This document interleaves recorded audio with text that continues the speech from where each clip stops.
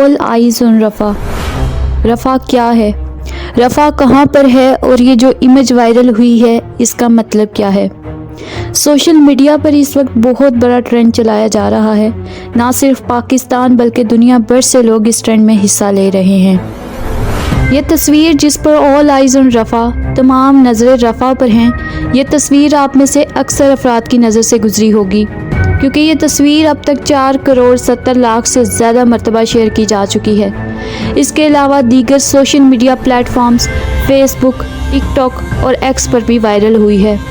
ये तस्वीर रफ़ा की असल तस्वीर नहीं है, बल्कि इसे आर्टिफिशियल इंटेलिजेंस की मदद से बनाया गया है। बहुत सी मारूफ शख्सियात से लेकर आम सार्फिन तक सब इस तस्वीर को शेयर करके रफ़ा के साथ इजहार यकजहती कर रहे हैं।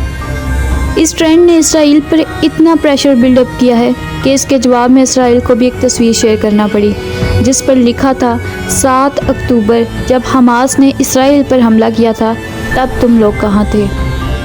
आखिर ये कन्फ्लिक्ट है क्या और इसका आगाज़ कब हुआ, इसकी तफसील इस वीडियो में जानेंगे। 7 अक्टूबर 2023 को तवील मसालम बर्दाश्त करने के बाद हमास की जानब से इसराइल पर हमला किया जाता है। 8 अक्टूबर को इसराइल की तरफ से जवाबी अटैक किया जाता है और इसके नतीजे में 1,23,538 फ़लस्तीनी बेघर हो जाते हैं और 12 अक्टूबर को ये फिगर 5 लाख तक पहुंच जाता है। 20 मार्च 2024 को ये तादाद 1.7 मिलियन तक पहुंच जाती है। इसराइल की बमबारी से इस तादाद में मुसलसल इजाफा ही होता जा रहा है। मार्च 2024 में रफ़ा क्रॉसिंग को इन पनाह गज़ीनों के लिए खोला गया। गज़ा के साथ इजिप्ट का बॉर्डर मौजूद है, जिसे रफ़ा क्रॉसिंग का नाम दिया गया है। रफ़ा वो वाहिद बॉर्डर था जहां से फ़लस्तीनियों की इमदाद की जा रही थी। रफ़ा क्रॉसिंग में ही बेघर अफराद ने अपने खेमे लगा रखे थे। रफ़ा पर जहां आम निहत्ते मासूम लोग पनाह लिए हुए थे, जिनका इस जंग से कोई ताल्लुक़ भी नहीं था, वहां पर बिना किसी वार्निंग के एयर स्ट्राइक कर दी गई, जिसकी वजह से इन कैंपों में आग लग गई और 46 के करीब फ़लस्तीनी शहीद हो गए और सैकड़ों अफराद शदीद ज़ख्मी हुए। इसराइली वज़ीर आज़म का रफ़ा पर हमला करने के बाद मौक़िफ़ सामने आया है कि हमारा ऐसा कोई इरादा नहीं था, बल्कि यह हमला एक टेक्निकल इशू की वजह से हुआ और इस हमले की तहकीकात की जा रही हैं, क्योंकि हमारी इत्तलात के मुताबिक इन कैंपों में से एक कैंप के अंदर बारूदी मवाद मौजूद था और जब तक हमास हमारे कैदियों को रहा नहीं करता, ना इन हमलों को बंद किया जाएगा और ना ही जंग बंदी की जाएगी।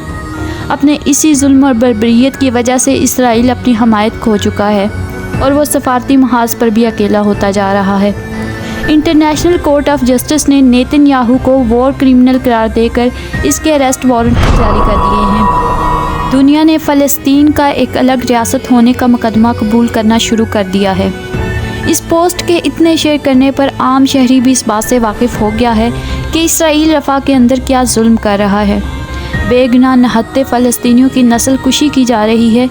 यही वो प्रेशर है जो इसराइल के लिए बर्दाश्त करना इंतहाई मुश्किल हो गया है, क्योंकि ये एक तस्वीर इनके असाब पर सवार हो गई है।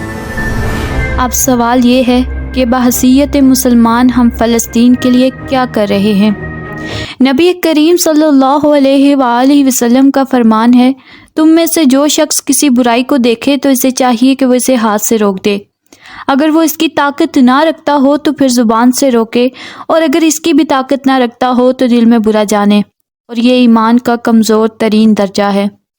इस हदीस की रोशनी में हमें अपने गिरबानों में झांकने की ज़रूरत है।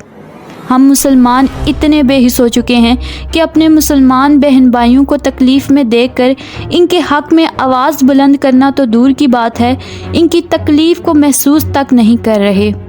अभी तक इसराइल के प्रोडक्ट्स सरे आम बिक रही हैं और हुकूमती सतह पर हमारे हुक्मरानों ने एक बयान तक नहीं दिया। हमारी आवाम खुले आम इन अशिया को इस्तेमाल कर रही है जैसे इन्हें कोई फ़र्क ही नहीं पड़ता। फ़लस्तीन के दुख को समझने के लिए मुसलमान होना ज़रूरी नहीं, बल्कि एक इंसान होना ही काफ़ी है। मुसलमानों के लिए ये शर्म का मुकाम है कि गैर मुस्लिम फ़लस्तीन के हक़ में आवाज़ उठा रहे हैं, जबकि मुसलमानों को कोई फ़र्क ही नहीं पड़ता। याद रखो कि जुल्म हर दौर में जुल्म है और इसकी मुखालफत हर मुसलमान पर फ़र्ज़ है, चाहे वो किसी तहज्जुद गुजार पर हो या गुनाहगार पर। इस पर खामोशी का जवाब आखिरत में देना होगा।